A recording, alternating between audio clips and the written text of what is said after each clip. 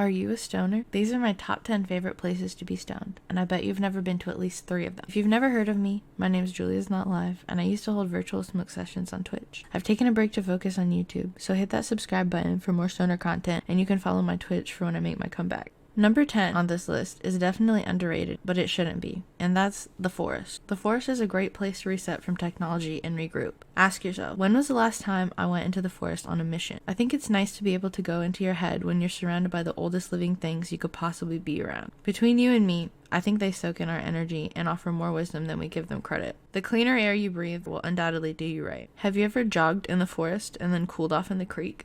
Number 9, exercising. Exercising when you're stoned is great because you deeply feel the connection with your body while you're being active. I absolutely love exercising outside, even more so when it's cold out. The air just feels different and it almost throws you into a survival-like state. When the fitness girlies talk about working out, one of the recurring main points they make is strengthening the mind and body connection and focusing on the individual muscle or muscle group that you're targeting.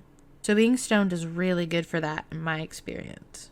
Number 8, plant shopping. This might seem weird, but even if you don't have a green thumb or aren't a plant nerd, when you smoke and seek out a plant that looks like this does, and you see its prices that can be out of this world, and the benefits it's had for humans, actual plant shopping, like houseplant shopping, becomes a completely new experience. Your eyes are now open to the business and appreciation of plants, but you might not even fully get that until you go to one. Not to mention the people that run them seem pretty stoner friendly. Number 7, the antique store. There's a lot of components to antique stores that make them amazing places to be while stoned. The people who own the booths are happy as hell someone's looking at their stuff, and there's so many things to look at. And everyone knows stoners excessively stare. The more interesting things to look at, the better. I highly recommend getting someone to drive you and discovering a new one, or 2, or 3. Number 6, sightseeing. You don't know how many times I've heard someone say they're too scared to go somewhere they're not used to, a little stoned. I understand more than a lot of people how uncomfortable it can be smelling like cat piss everywhere you go, but you gotta understand that other people, without a doubt, smell it.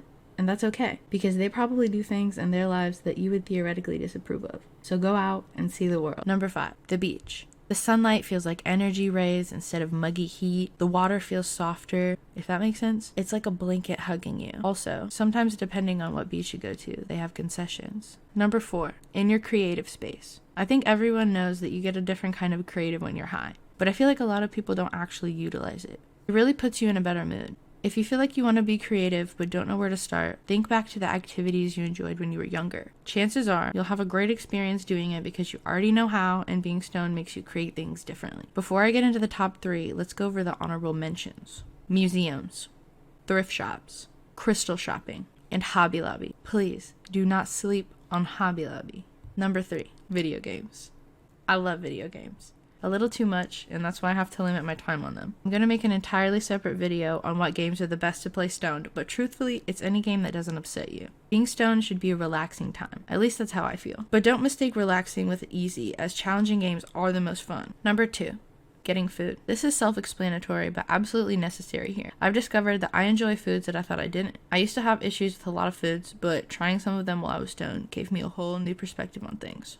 A few examples are sweet potatoes, cheesecake, and oddly enough, roast beef. I'm actually going to do videos on the best places to eat while stoned and best foods to eat while stoned in the future. So, if you have any suggestions, this brings us to my number 1 best place to be stoned, and that's on Twitch. More than likely, you've never seen me on Twitch, and that's okay. Honestly, you might not even know what that is still, but I'm confident in saying it's the best place to be stoned. And I love being the face of the stoner community I'm building for myself. I've been taking a break to focus on YouTube, however, I plan on coming back to streaming later in 2023. If you haven't seen this video, it's my best moments for my streams in 2022. Also, in this video, I hit Mr. Bong 100 times live. My Twitch link will be in the description if you want to follow me for my comeback. I can't wait to hang out with all of you live again.